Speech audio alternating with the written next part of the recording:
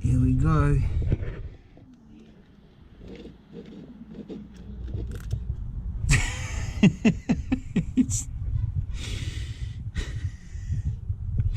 It's not that one.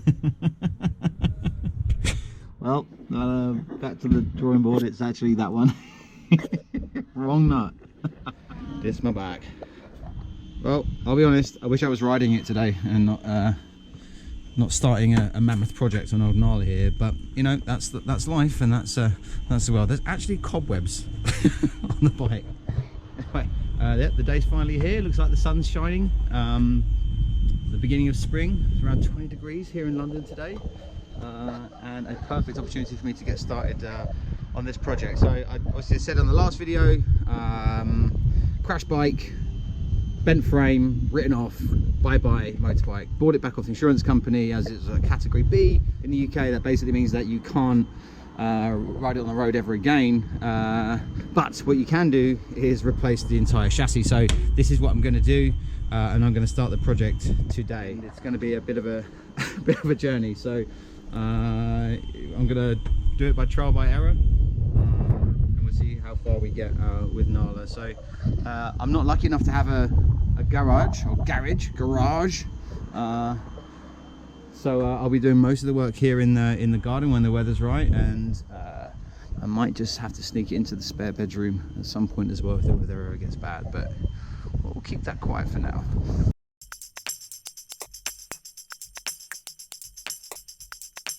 Alright, so we got the back of this bad girl off. I've also got this thing here, which was the tail tide, I guess, just sorts out the horrible donkey's dick thing, so it doesn't look like it's spaffed all over the back of it.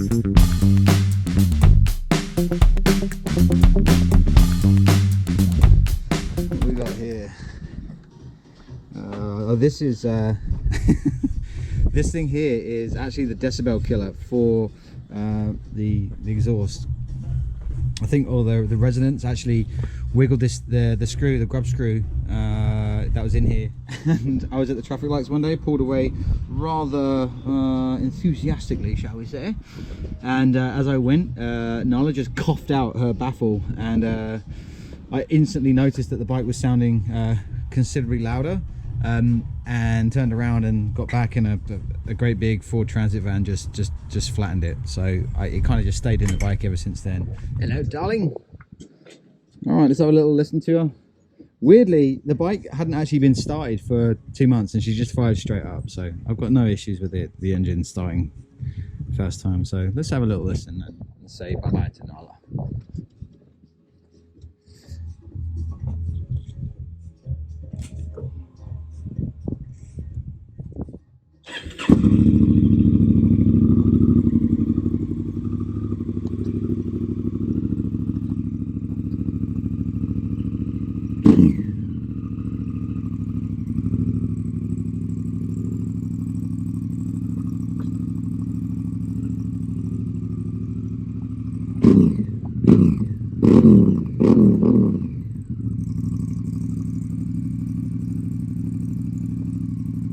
See you later, girl.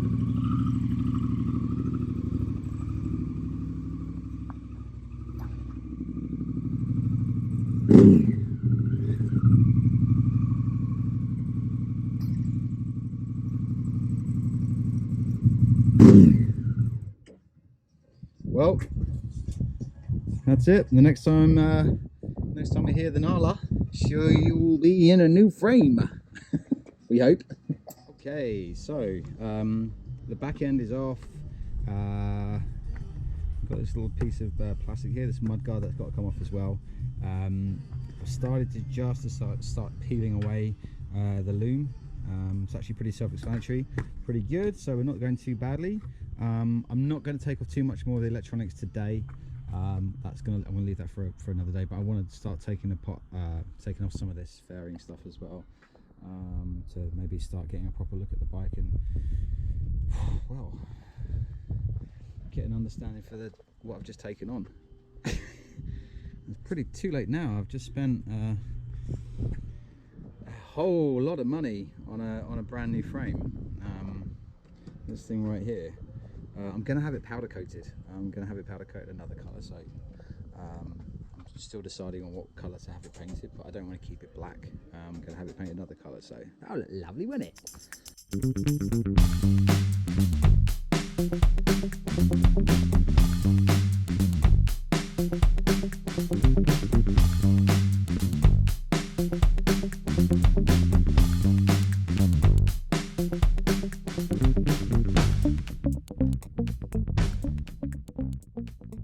So basically I've now got everything, all the major bits of bodywork off. They really make these bikes like super tight, so everything is just so perfect, so the tolerances are really low.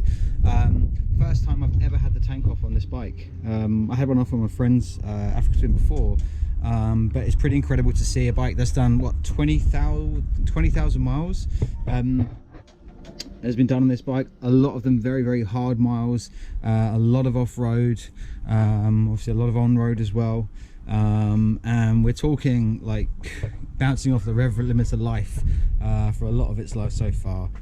But everything looks pretty good. Everything looks fantastic. There's no leaks here, there's nothing corroded, there's nothing like you wouldn't expect to see. You can see the fuel line here with the injectors going through, air intakes. I have no idea what any of this is. This kind of looks like brake lines and hoses, maybe some ABS stuff. No idea. I will find out, I guess. But it wasn't that easy taking the tank off. Yeah, get in there, old boy. Ain't looking too shabby. She's looking pretty good. I can't believe that the forks have actually survived this, but I'm going to get them checked out by a professional to make sure they're completely straight and true. But I've already saw some guys that actually can do these outer bits, but I'm thinking about putting some internals in these anyway to beef them up a little bit. I always found them a little bit spongy. Okay, just taking a quick look-see into the airbox to see the condition of the filters. Well, there's two filters, one on the left, one on the right. Not looking too bad. This filter was changed 4,000 miles ago on its 16,000 mile service when it had all the valve timing checked, which obviously it was completely fine.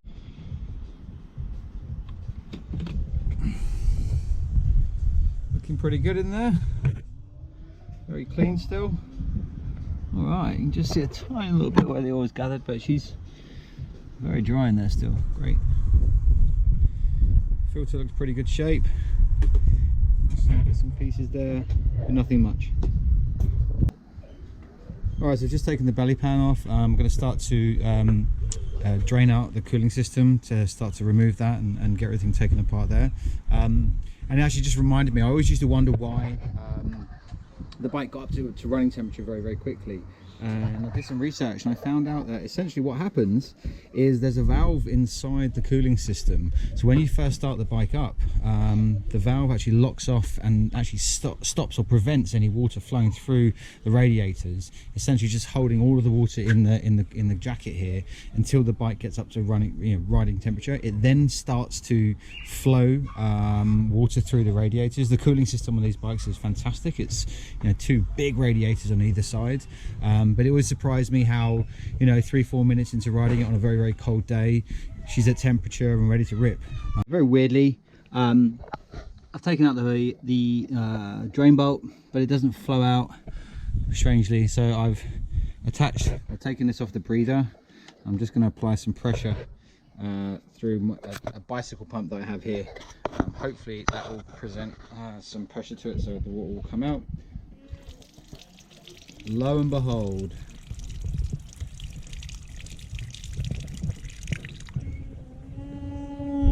all right, so we have the cooling system radiators off. Nightmare. They're there. So you can actually, it's quite good, you can actually take it off. You can take it off. Is that even a thing?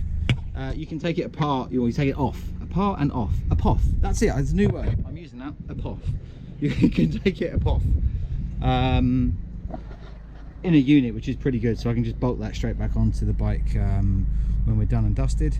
Got coolant absolutely everywhere. Loads of it sits in the hoses at the bottom when you pull them out. You can't escape that from happening.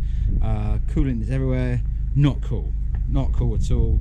The missus is probably going to kill me, but I like living dangerously. Alrighty, Nala's just about wrapped up. I'm losing the light. I'm going to start putting things away now. and we'll see you next time. Definitely going to need some help in this from anyone. If you see anything, if anyone's seen anything which raises any concern, let me know, because I've never done this before. But it all seems to be going all right so far. I'm documented everything. I'm keeping everything separate and everything sealed. I'm also, just taking precautions and making sure I'm actually noting down what's what, because there's going to be lots and lots of nuts and bolts to be putting back together again. So doing it as best I can, and also these videos will help me to remember, if anything else. Anyway guys, I'll see you next time. Thanks.